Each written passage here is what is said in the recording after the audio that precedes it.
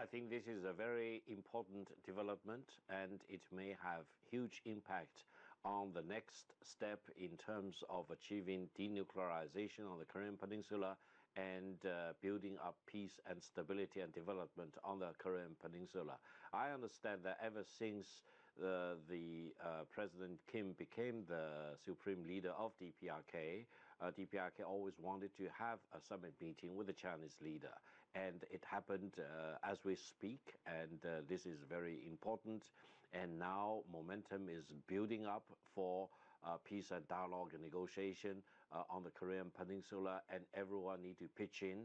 And China has been proposing the two stops, that is to suspend the joint military exercise by ROK and the United States at the same time when DPRK need to stop or suspend its nuclear testing. And I think we are moving in this overall direction, and China is very happy that what it has proposed is more and more becoming reality on the ground. And we still need to keep up with a good effort for the ultimate goal of lasting peace and stability on the basis of denuclearization of the Korean Peninsula. Would you say that he looked forward to this meeting, that Kim Jong Un went willingly to meet with him? I think for Mr. Kim Jong Un to come to Beijing is very important, because the meetings with the Chinese leaders will help to enhance mutual understanding between China and DPRK at the time when DPRK is really very much on the edge of very important development involving not only DPRK itself, but on the overall situation on the Korean Peninsula.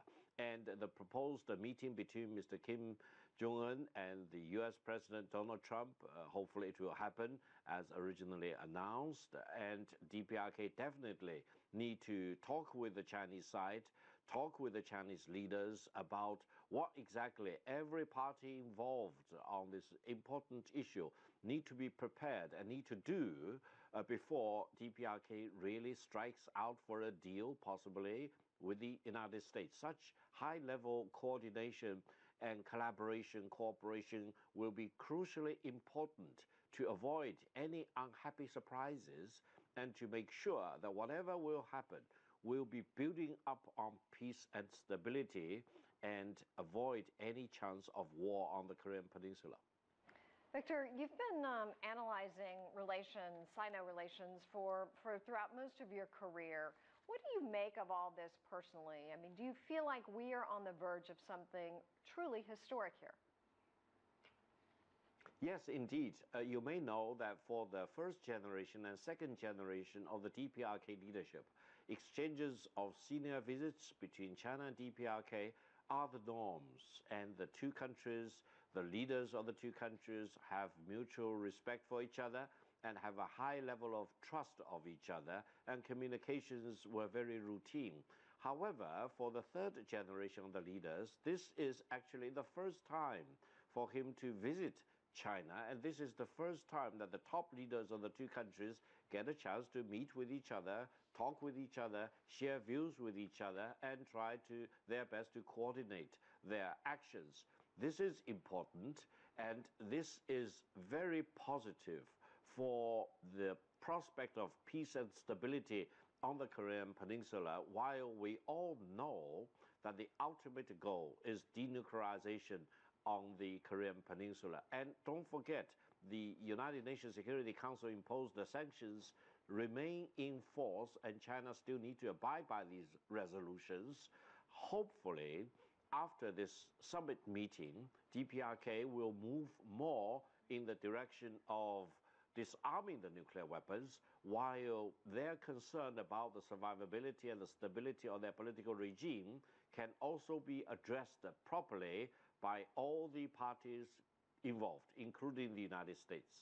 So what is your feeling regarding the meeting with the United States? Will the DPRK, Kim Jong Un, make those necessary concessions that President Trump has laid out in order for this meeting to actually take place?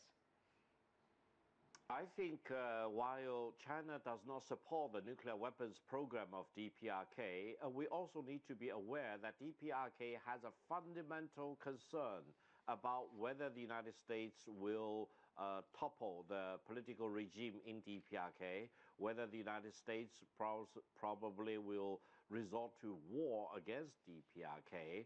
And their explanation, while we do not need to agree 100% with them, also has its own logic. That is, they develop nuclear weapons in order to defend themselves against a potential military threat from the United States. Therefore, I think it will take two to tango. The United States and DPRK really need to make their own efforts to assure each other that there will be no war from the United States against DPRK, and DPRK security interests can be protected at the time when they do not need to use nuclear weapons or develop nuclear weapons to achieve that goal. And then all the other parties, including China and others, will need to participate in this overall effort to make sure that no one will second-guess each other and no one will surprise each other, and there will be gradually peace and trust being built up between the United States and DPRK for peace and stability on the Korean Peninsula. I don't think it is the right thing for the United States to threaten to use unilateral military actions against DPRK. As a matter of fact, such threats are one of the reasons why DPRK went on to develop nuclear weapons in the first place. We need to resolve the nuclear weapon issue, while we also need to resolve the underlying concerns of the DPRK for its own political survivability.